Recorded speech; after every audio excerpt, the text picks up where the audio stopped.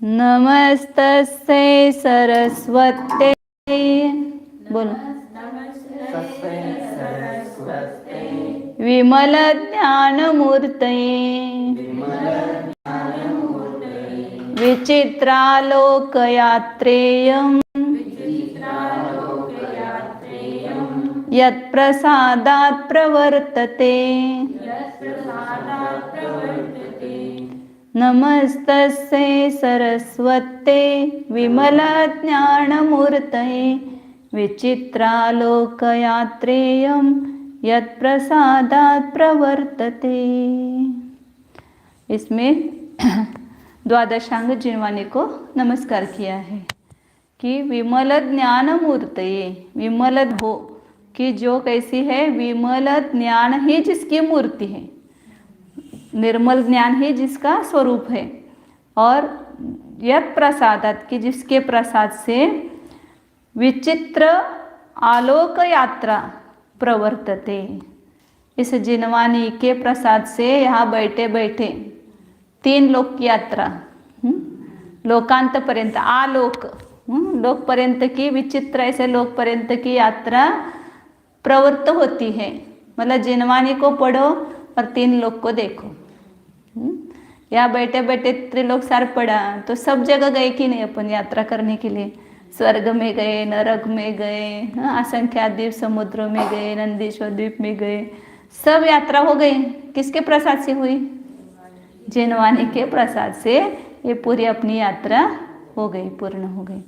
तो इसलिए उस सरस्वती को नमस्कार किया है। मतलब जो जो द्वादशांग जिनवानी है उसमें सब कुछ गर्भित हो जाता है।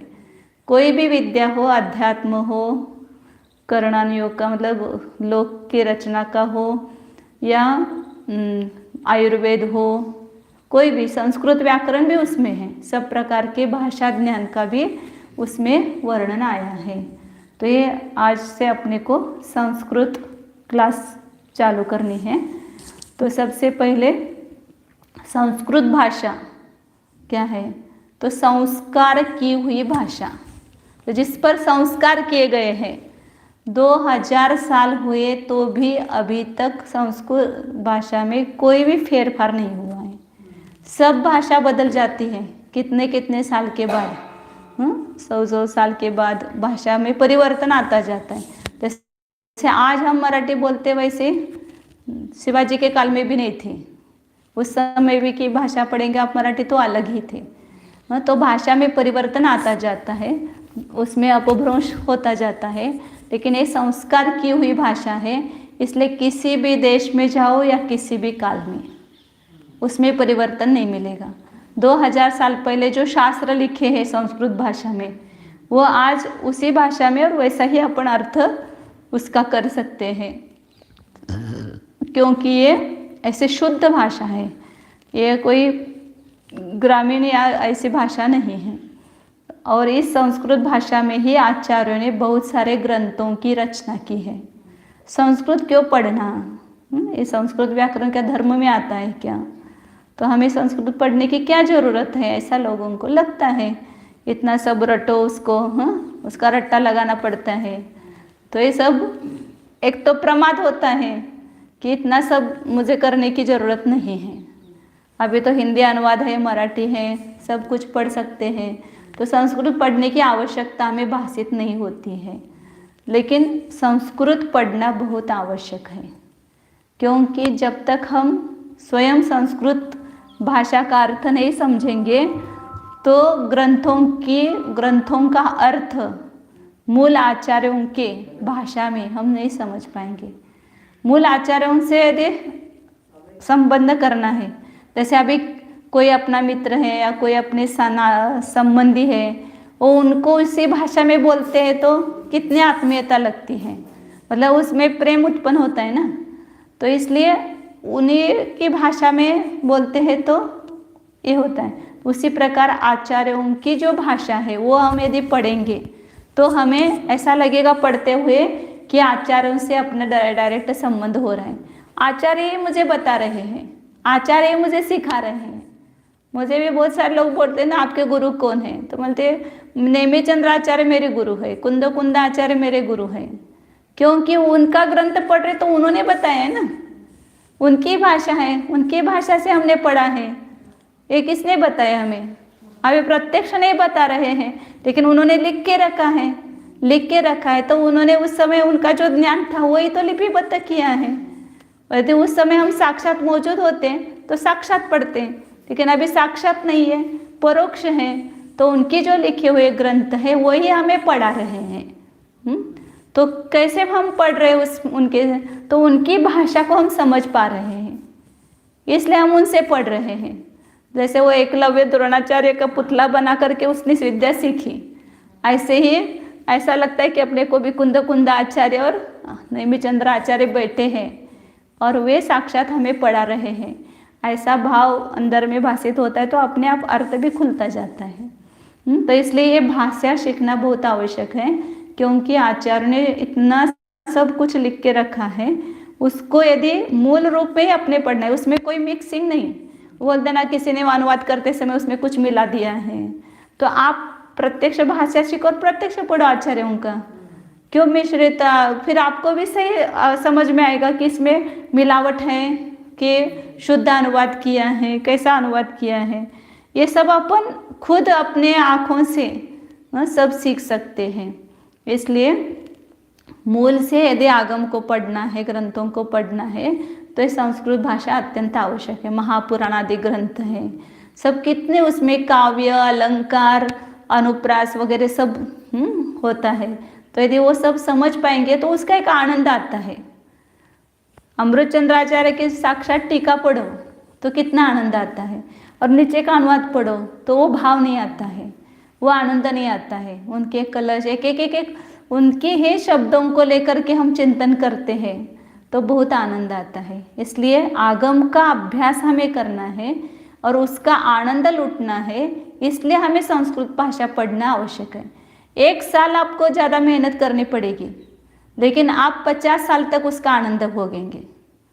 हम 1 साल यदि प्रमाद करेंगे तो 50 साल हम उससे वंचित रह जाएंगे। शुरू में मेहनत करनी पड़ती है, बाकी तो फिर आप पढ़ते पढ़ते सब सीख जाएंगे। लेकिन एक शुरू में 1 साल कम से कम, ऐसा बोल रहे हैं मैं, ऐसे कोई ज़्यादा बुद्धिमान है तो जल्दी भी पढ़ जाते हैं। आप 1-3 महीने आप यहाँ पढ़ेंगे इस क्लास में तो आपको शास्त्रों का सामान्य अनुवाद तो करना आ ही जाएगा। जैसे कोई भी ग्रंथ है, सरल ग्रंथ है, उसका तो अनुवाद आ जाता है, लेकिन प्रैक्टिस से फिर उसकी प्रैक्टिस जितनी जितनी बढ़ेगी उतना उतना आएगा। तो मूल प्रयोजन अपने याद रखना कि अपने को आगम अभ्यास करना है। हम संस्कृत भी उसी को पढ़ाते हैं कि जो आगे शास्त्र पढ़ने वाले हैं। ऐसे लौकिक के लोग बहुत बोलते हैं हमें संस्कृत पढ़ाओ, लेकिन खाली उनको संस्कृत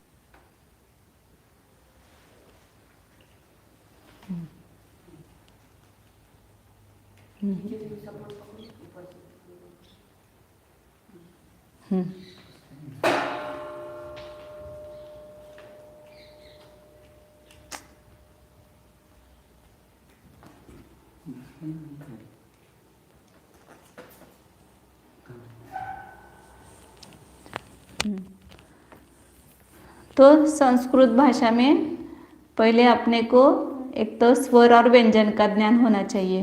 कितने स्वर है, कितने व्यंजन है, उन व्यंजनों में के प्रकार कितने हैं, इसको देखेंगे। फिर उसके बाद में धातु और शब्द, 2 इसमें विभाग है। एक तो क्रियापद तैयार करना, वर्ब जिसको बोलते हैं, और एक शब्दों को तैयार करना।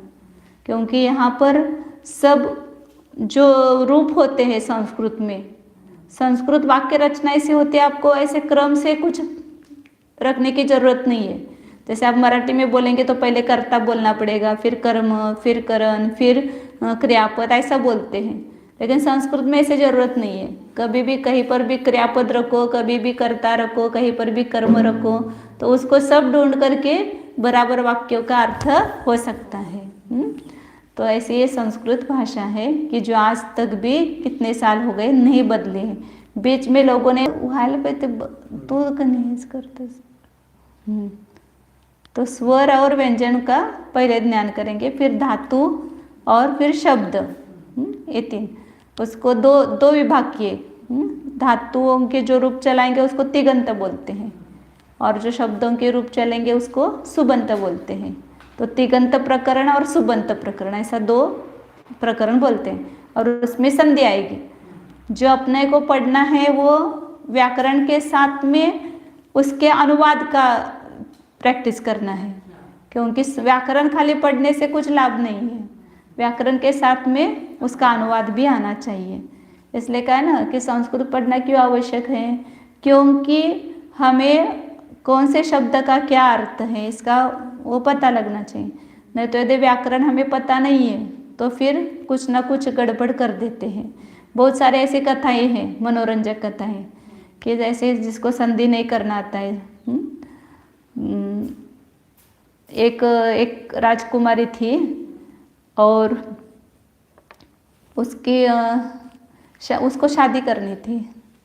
अब शादी करना है तो किसके साथ शादी करना, तो बोले कि कोई संस्कृत में मुझे हराएगा उसके पास ही मैं पढ़ूंगी, उसके साथ ही मैं विवाह करूंगी। मुझे जो भी हराएगा संस्कृत में उसके साथ में शादी करूंगी। तो बहुत सारे वर ढूंढे लेकिन कहीं पर भी वर नहीं मिले। तो एक आया वह ऐसा व्यक्ति, तो फिर उसने बोला कि मैं हराऊंगा इसको। तो फिर उसने प्रश्न पूछे। क्या प्रश्न पूछा कि अहम कथम विहाय और विहस्य। अब आपको भी पता नहीं होगा क्योंकि आपने भी संस्कृत नहीं पढ़ा है, लेकिन जिसको संस्कृत पता है उसको ही पता चलेगा। तो इन चार की कौन सी विभक्ति है, तो उन्होंने कहा कि अहम। उसे इसमें क्या कठिन है, ये अहम मतलब रामम के समान और कथम मतलब रामम देवम के समान द्वितीया का एक वचन है, और विहाय क्या है चतुर्थी विभक्ति रामाय। विहस्य क्या है रामस्य के समान षष्ठी विभक्ति है। तो फिर उसने उत्तर दिया कि यस्य अहम, जिसके मत में विहस्य की षष्ठी विभक्ति है, विहाय की चतुर्थी विभक्ति है। अहम कथम द्वितीयास्याम अहम कथम। ये अहम और कथम की आपने द्वितीया कही, विहस्य की षष्ठी बोली, विहाय की चतुर्थी बोली, उसकी मैं द्वितीया कैसे हो, मतलब दूसरी पत्नी। तो व्याकरण में क्या है, अहम ये प्रथमा का एक वचन है, कथम ये अव्यय है, और विहाय और विहस्य ये भी लेबंत अव्यय बोलते उसको, आगे आएगा आपको। तो ये है। तो इस प्रकार तो फिर उसने उसका एक ही शादी करने से नकार दिया। तो इसलिए वहाँ पर व्याकरणाचार्य ने कहा यद्यपि पुत्रनाधीशे तथापि पटपुत्र व्याकरणम। यद्यपि तुम ज़्यादा नहीं पढ़ सके तो ठीक है, लेकिन कम से कम तुम व्याकरण तो पढ़ो। क्यों?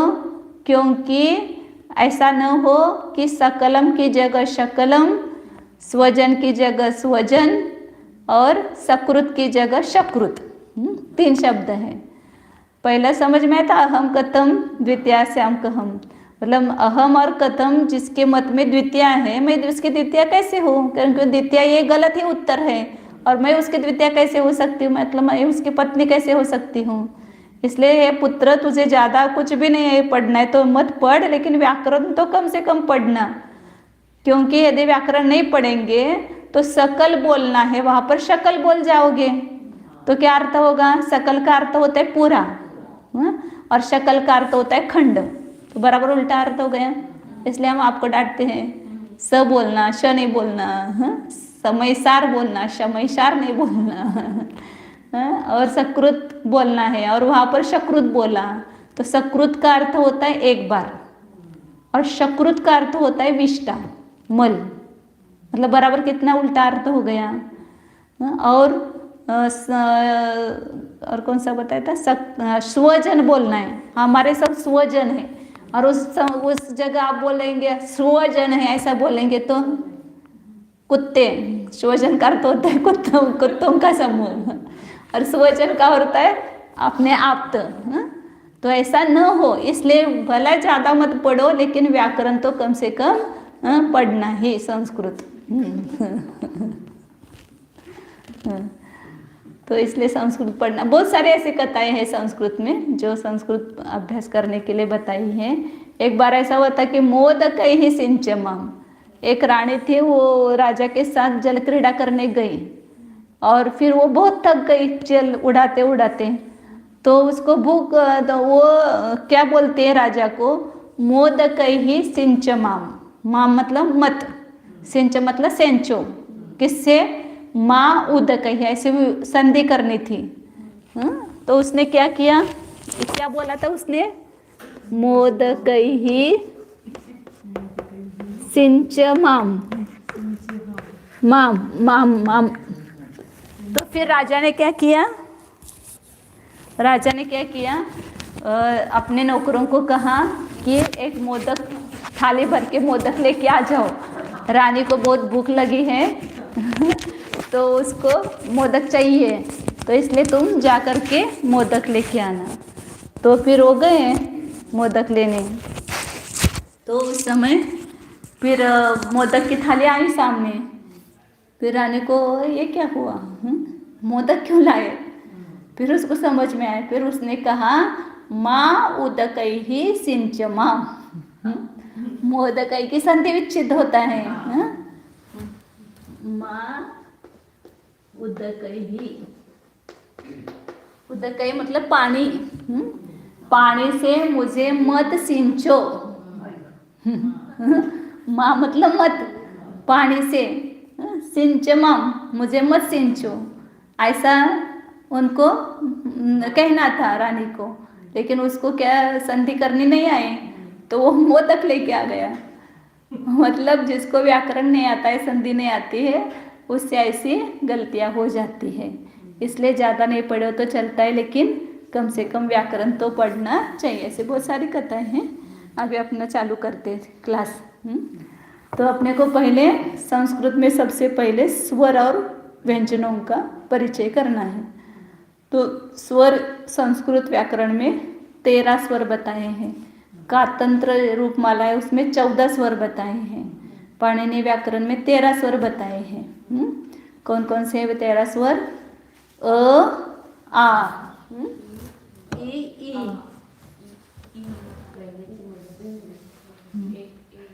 आता हे निघाले।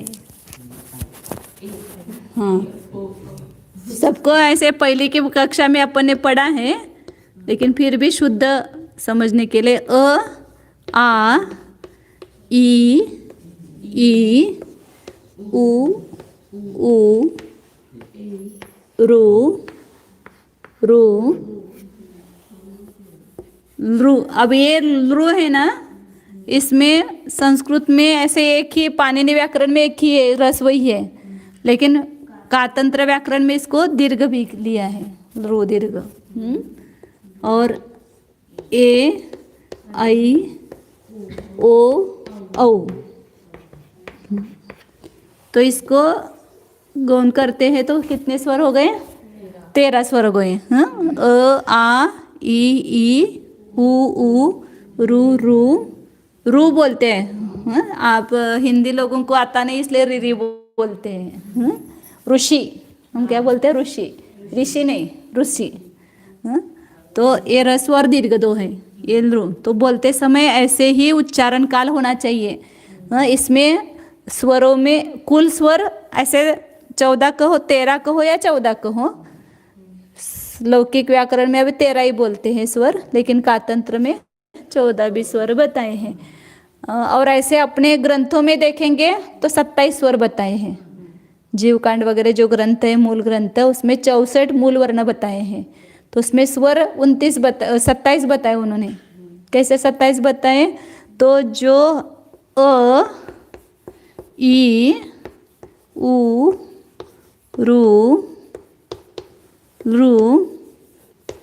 ए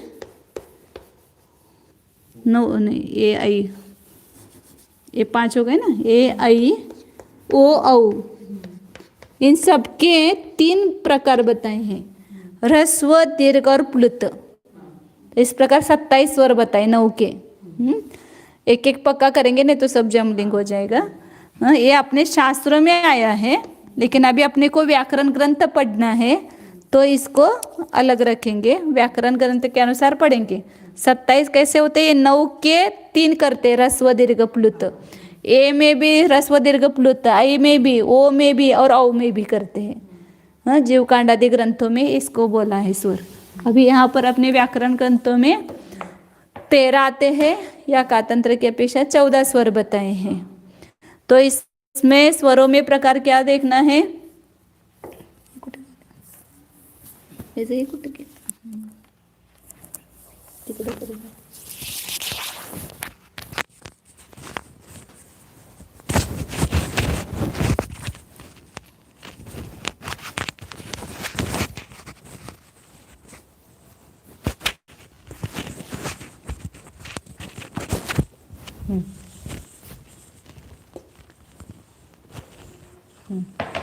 तो ये ह्रस्व और दीर्घ दो प्रकार करेंगे स्वरों में, ह्रस्व और दीर्घ। तो इसमें जो मूल स्वर ह्रस्व है, अ, ई, उ, रु और लृ, ये 5 हो गए ह्रस्व स्वर। अ, ई, उ, रु, लृ। 14वें गुणस्थान का काल कितना है? 5 ह्रस्व स्वर उच्चारण मात्र, ऐसा बोला जाता है ना। तो ये 5 स्वर है, अ, ई, उ, रु, लृ। इतने में 14 गुणस्थान समाप्त हो जाता है। तो इसलिए यहाँ पर ये पहले स्वर बोलते समय सबको बोलना है, मैं बोलाऊंगी। अ, आ, मतलब इसको बोलते हैं ह्रस्व का उच्चारण काल 1 मात्रा, दीर्घ की 2 मात्रा। तो उच्चारण करते समय अ बोलने के लिए जितना काल लगा, उससे दुगुना काल आ बोलने के लिए लगना चाहिए। अ, आ, ई, उ, रु, रू, लृ, लृ, ए, ऐ, ओ, औ। ऐसे चारों भी दीर्घ हैं, इसलिए ए, ऐ, ओ, औ चारों का वो समान कह सकते हैं। तो ह्रस्व स्वर कितने हो गए? 5, अ, ई, उ, रु और लृ। और बाकी के जो स्वर हैं, आ, ई, उ, रु, ए, ऐ, ओ, औ, ये दीर्घ स्वर बोले जाते हैं। हाँ, इसको दीर्घ बोलते हैं। अब उसमें भी ये 5 दीर्घ हो गए, आ, ई, उ, रु और लृ। ये 5 ह्रस्व 5 दीर्घ हो गए। और ये लास्ट के जो 4 है, इसमें ये दीर्घ चारों भी दीर्घ है, लेकिन इसको संयुक्त दीर्घ ऐसा बोलते हैं। क्या बोलते हैं? संयुक्त दीर्घ स्वर। संयुक्त दीर्घ मतलब क्या? तो ए स्वर जो बना है वह मूल स्वर नहीं है, अ और ई मिला करके ए बना है, इसलिए संयुक्त स्वर बोलते हैं इसको। दीर्घ है और संयुक्त है, संयोग हुआ है। और ऐ कैसा बना है? अ और ए मिला करके ऐ बना है। अ, इसके अब संधि के नियम आएंगे आगे। अ और उ मिला करके ओ बना है, और अ और ओ मिला करके औ बना है। इसलिए इसको क्या बोलते हैं? संयुक्त दीर्घ स्वर। ये जो नहीं है वो लिखना आप कॉपी में सब। तो स्वर कितने हो गए? 13 ही ले लो, अभी रू को छोड़ दो। कितने स्वर हैं? 13 स्वर हैं। उसमें ह्रस्व स्वर कितने हैं? 5। और दीर्घ स्वर कितने हो गए? 8। ये रू को हमने गौन कर दिया, अभी रू को अलग रख दो इसको। तो 5 ह्रस्व स्वर है, 8 दीर्घ स्वर है। उन 8 दीर्घ स्वरों में लास्ट के 4 है वह संयुक्त दीर्घ। क्या बोला इसको?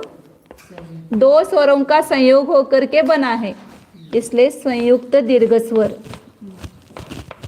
बोल।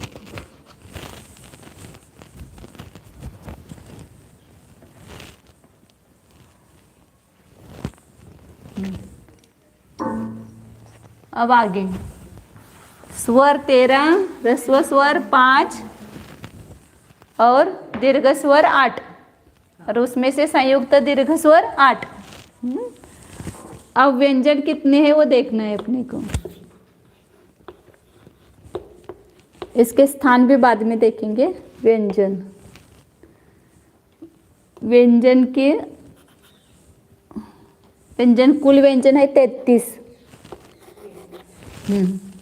संस्कृत की अपेक्षा 33 व्यंजन है, ऐसे अपने शास्त्रों में ज़्यादा बताए हैं।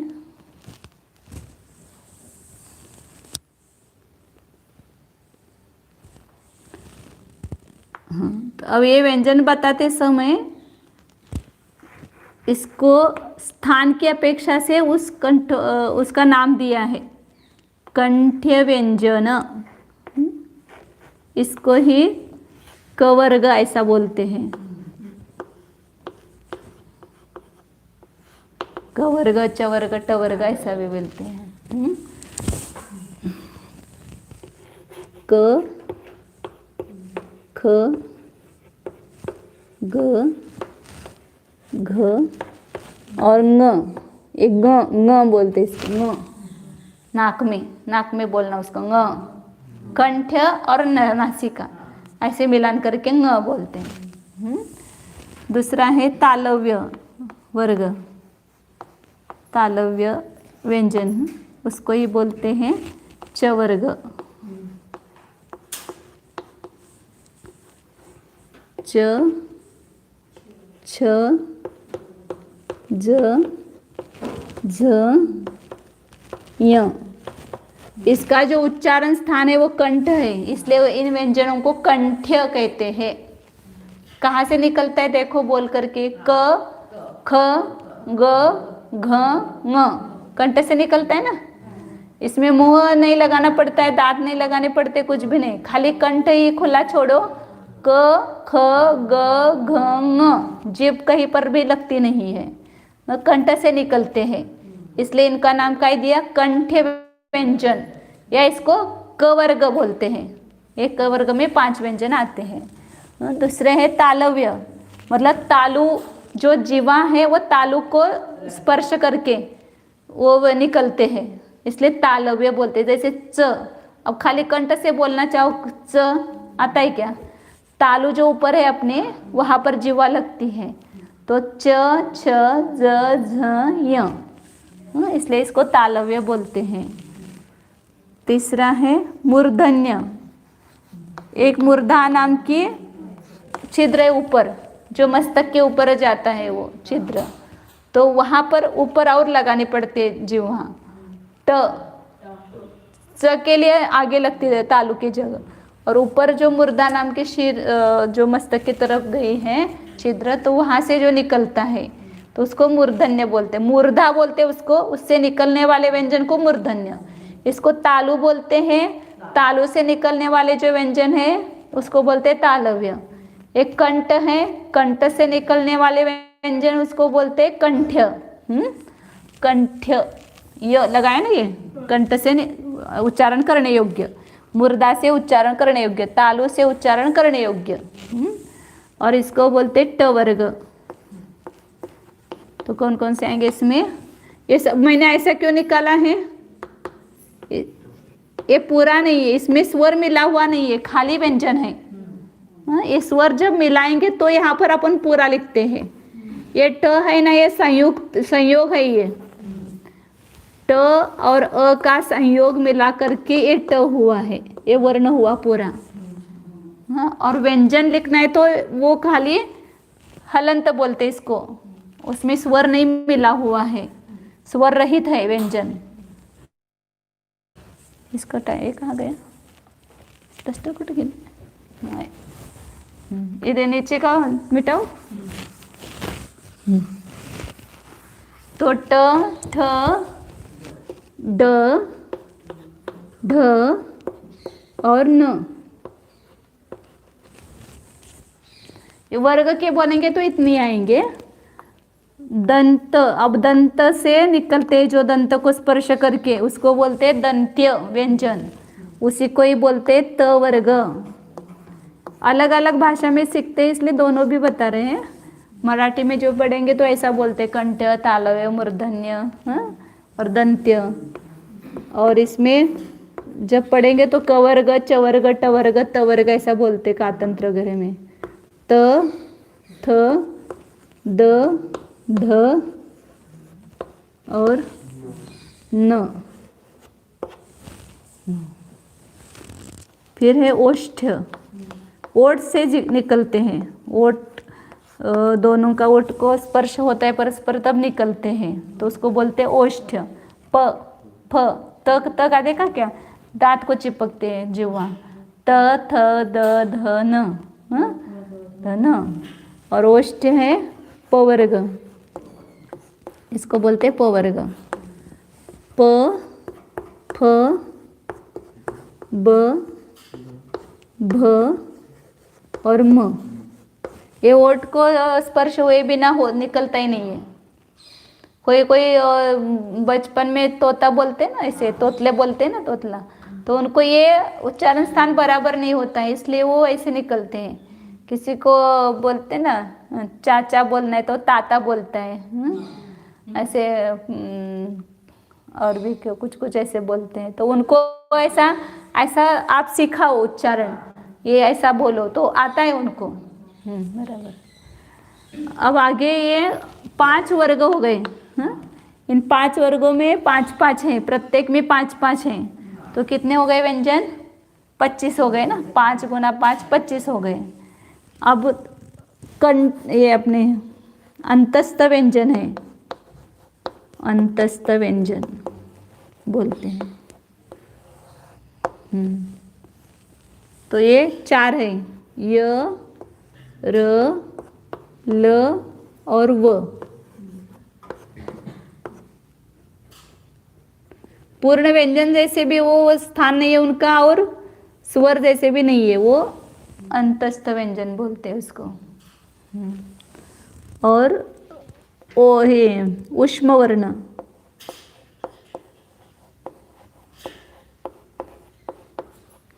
ये बोलते समय से गर्म हवा निकलती है। श श स श श और स,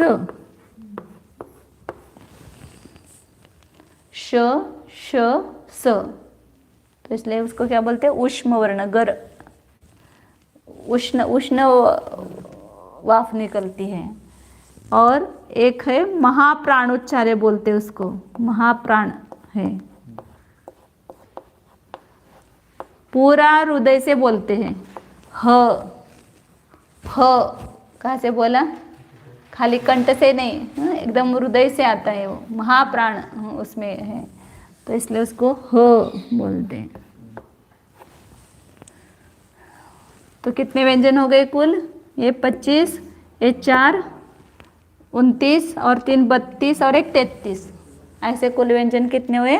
33 हुए, 33 व्यंजन हुए। अब इसमें ये इससे एक पाठ करना है, याद करना है।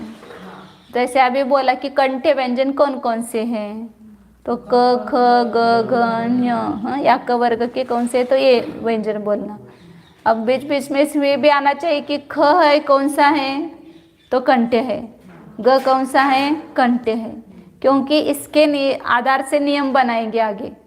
कंठ्य व्यंजन आने पर ऐसा होता है, तालव्य व्यंजन आने पर ऐसा होता है, नियम बनाएंगे ना। तो इसलिए कौन सा व्यंजन कौन से स्थान का है, कौन से वर्ग का है, वो समझ में आना चाहिए। ऐसे हमें बोला कि ड कौन सा है, वो आना चाहिए, बराबर बताना चाहिए। तो तालव्य कौन से हैं? च छ बोलो, एक बार मैं बुलवाती हूँ। क ख ग घ ङ, बोलो। हाँ, और ये हलंत होने से पूरा नहीं बोलना, च ऐसा नहीं बोलना, च छ आधा उच्चारण उसका, अर्ध उच्चारण होता है। च छ ज झ य, ज झ य, ट ठ ड ढ ण, त थ द ध न, फिर प फ ब भ म। ये 5 क्रम से ही याद रखना।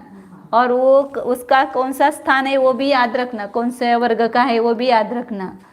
और ये अंतस्थ वर्ण 4 है, य र ल व। उष्म वर्ण 3 है, श श स। और महाप्राणोच्चार्य क्या है, ह। अब इन स्वर और व्यंजन जो है, नहीं पहले अभी इसके देखना 2 बातें अभी देखना है इसमें कि स्वर कौन से स्वर का कौन सा स्थान है।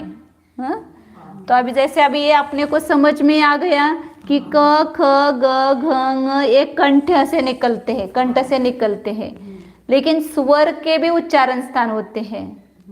और ये जो अंतस्थ वर्ण उष्म वर्ण महाप्राणोच्चार्य बताए ना, इसके भी स्थान होते हैं, लेकिन उस वर्ग के नहीं कहे जाते हैं। इसको कंठ वर्ग के नहीं बोलेंगे, लेकिन इनका भी स्थान तालव्य मूर्धन्य दंत्य वगैरह होता है। तो कौन से कंठ हैं, तो ये 5 तो है ही।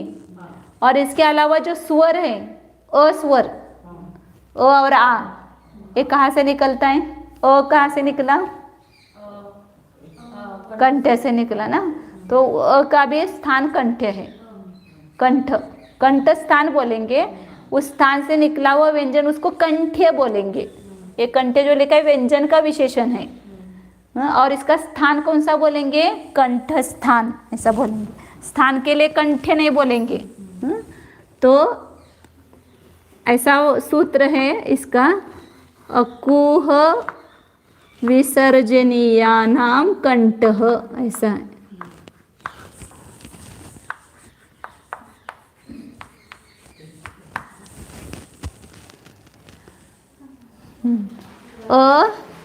कु मतलब कुवर्ग, उसमें कवर्ग को कु संज्ञा दी है।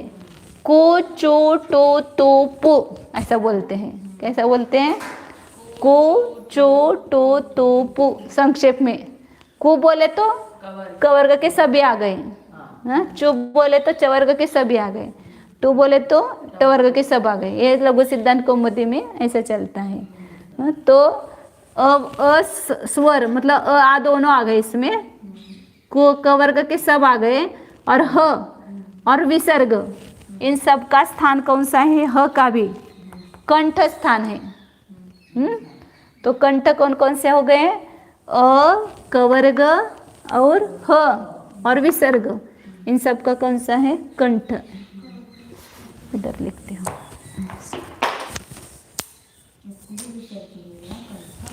हाँ, अको विसर्जनीयानाम कंठः, एक कंठ है, सब कंठ स्थान है इनका। फिर दूसरा है कंठः तालु, ईचु यशानाम नाम तालु। मतलब ईश्वर च वर्ग, इसमें अंतस्थ वर्ण में से य और सूक्ष्म वर्ण में से श, इनका तालु होता है। 4 आ गए इसमें।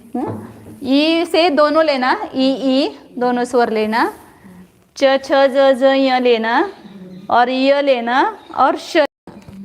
ये चारों के कैसे हैं, कौन सा स्थान है, तालु स्थान है।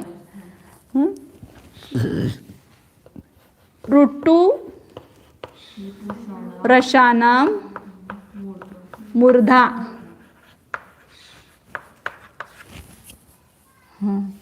तो रू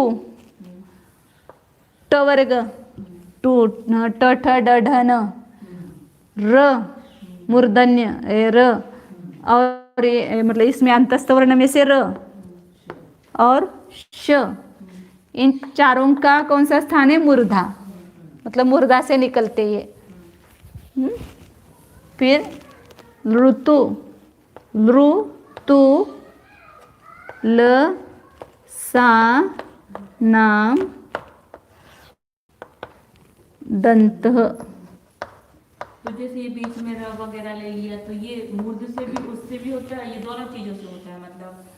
और क्या था, अंतस्थ भी है और हाँ, इसको अंतस्थ व्यंजन नाम दिया है क्योंकि ये स्वर के समान भी नहीं है पूरा, और ये पूरा व्यंजन के समान भी नहीं है,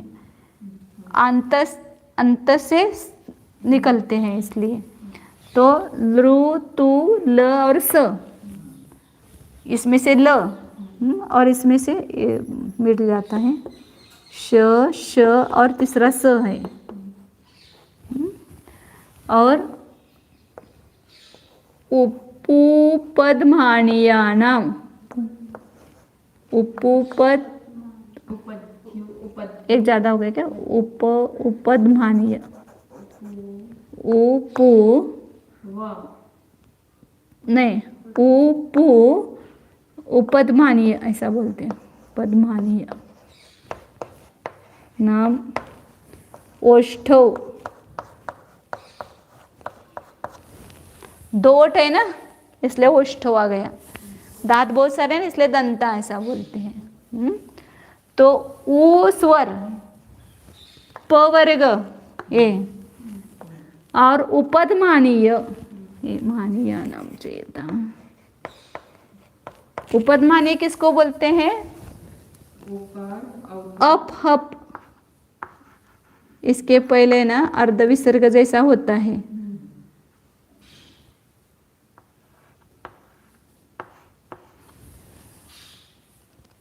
इसको उपदमानीय बोलते हैं। दो होते हैं, जिह्वामूल्य और उपदमानीय से। तो जिह्वामूल्य होता है हक और हप, हक क है ना उसके पहले अर्ध विसर्ग जैसा होता है, तो उसको वो जिह्वामूल्य बोलते हैं, इसको जिह्वामूल्य, और ये उपदमानीय। ये ज्यादा मतलब उसमें ऐसे अपन बोलते हैं दुख, दुख बोलते हैं ना, ये दुख बोलते हैं। तो ये पूरा विसर्ग जैसा उच्चारण नहीं होता है, लेकिन वो आधा विसर्ग जैसा उच्चारण होता है, तो ये जिह्वामूल्य हो गया है दुख।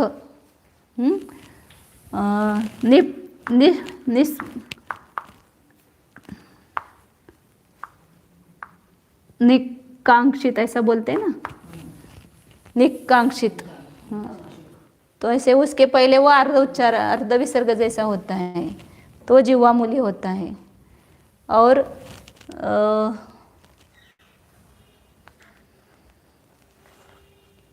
प के पहले भी आता है ना ऐसे उदाहरण, ने,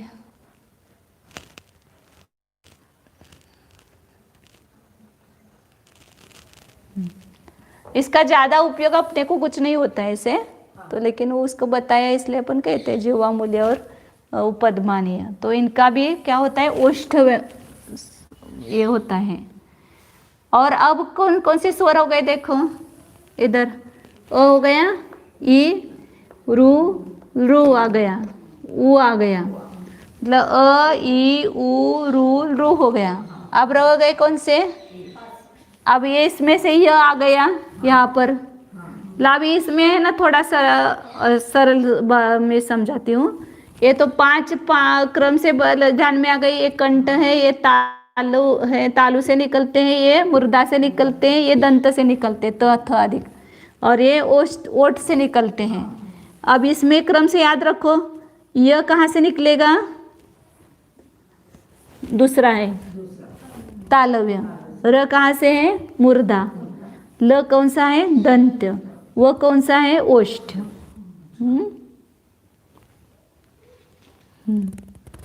ये वो पूरा ओष्ठ नहीं है, इसको दंत ओष्ठ ऐसा बोलते हैं, मिक्स है दोनों, दंत और ओष्ठ दोनों मिला करके होता है, इसलिए इसको इसमें नहीं लिया दंतोष्ठ। और ये हैं ऐसे दूसरा तीसरा चौथा, दूसरा तीसरा चौथा, दूसरा तीसरा चौथा, पांचवा वर्ग के। इस वर्ग के नहीं कहलाएंगे ये, क्योंकि अब जब नियम देंगे ना तो क वर्ग का कोई भी व्यंजन आ जाए तो वहां पर सब कंठ नहीं लेना, केवल इस वर्ग में जो आए हैं वही व्यंजन लेना। हाँ, इसलिए इस पद्धति से याद रखना है। वर्ग की अपेक्षा से 5 व्यंजनों का ही वो वर्ग है, लेकिन इसका स्थान कौन सा है, उच्चारण स्थान कहे तो इसका भी उच्चारण स्थान आता है, वह तालव्य है, मूर्धन्य, दंत्य और ओष्ठ्य। और श श स का भी तालव्य, मूर्धन्य और ओष्ठ है दंत्य है। और ये बता रहे थे, अब 4 स्वर रह गए केवल, ए, आई, ओ और औ। इनका उच्चारण स्थान कौन सा है? तो इसको अभी अपन ने बताया था कि ये संयुक्त स्वर है। ए कौन से स्वर का मिलाकर के हुआ है? अ और ई मिलाकर के हुआ है। तो ई का उच्चारण स्थान कौन सा है? कंठ है। हाँ, और ई का कौन सा है? तालु है। तो ए का कौन सा हो जाएगा? दोनों का मिक्स, कंठ तालु। क्या बोलेंगे इसको? कंठ तालु, दोनों से निकलता है ये कंठ तालु। और अ और ए मिला करके आई है, तो इसका भी क्या हो जाएगा? कंठ तालु ही होगा। ए का कंठ तालु और आई का भी कंठ तालु है। ए दैतो हो कंठ तालु, ऐसा सूत्र है। ए दैतो हो कंठ तालु। और ओ दो तो हो, ओ कैसा बना है? अ और उ मिला करके बना है। तो अ का कौन सा है? कंठ, और उ का कौन सा है? ओष्ठ। उ है ना यहाँ पर, ओष्ठ में आ गया, तो इसलिए कंठोष्ठो, कंठोष्ठो। कौन? ओ और औ, इनका स्थान कौन सा है? कंठ और ओष्ठ दोनों। और ए और आई का स्थान कौन सा है? कंठ तालु। हाँ, एक बार रिवीजन करते पुनः, हाँ, क्रम से।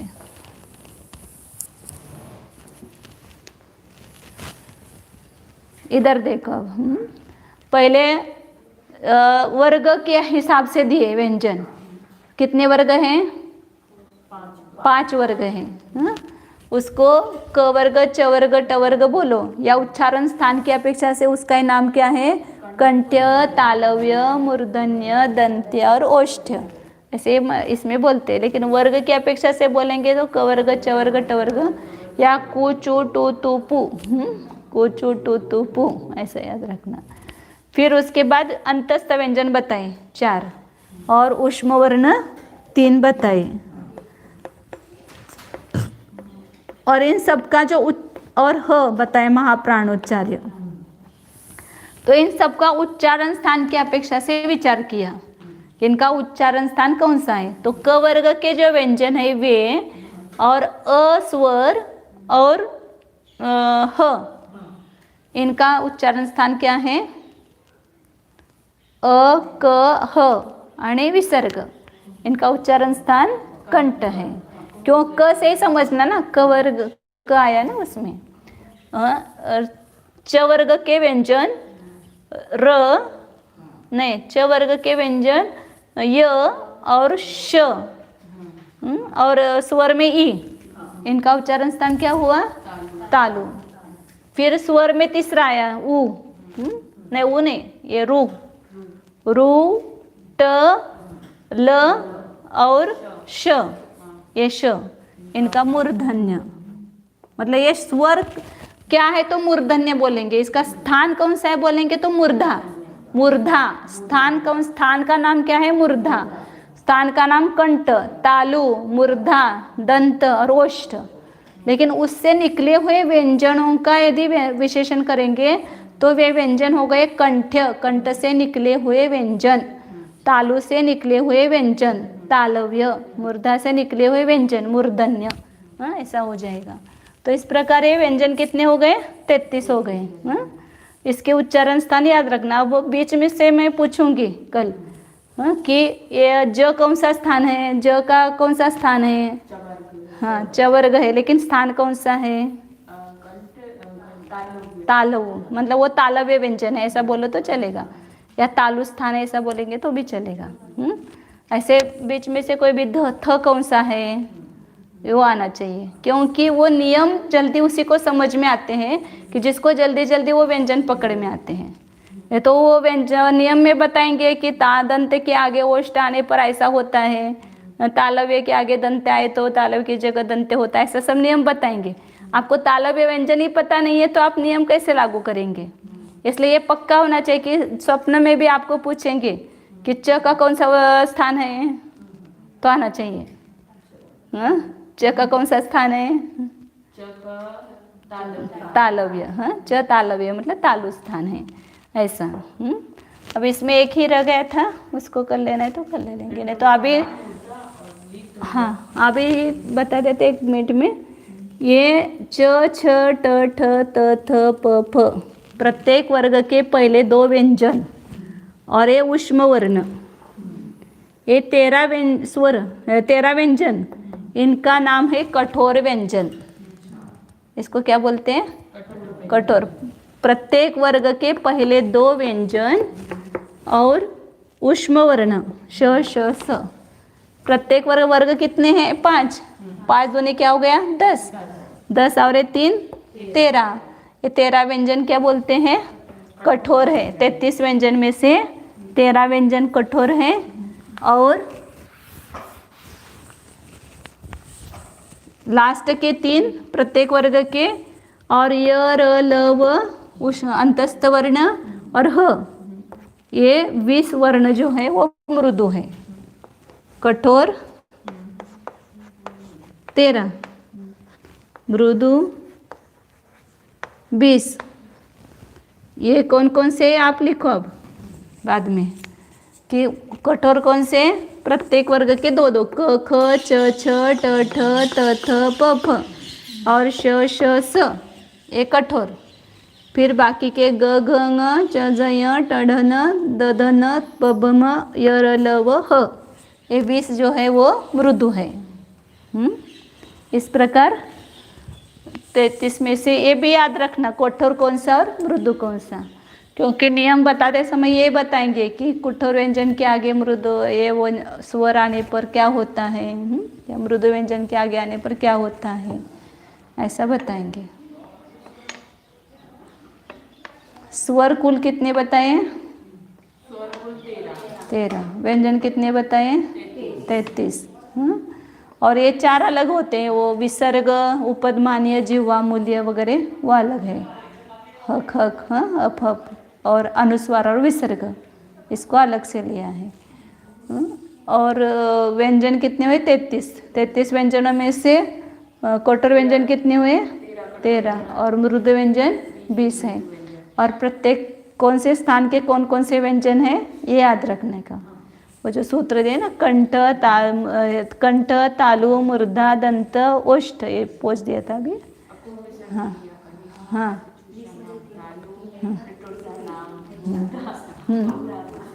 बस टाइम हो गया।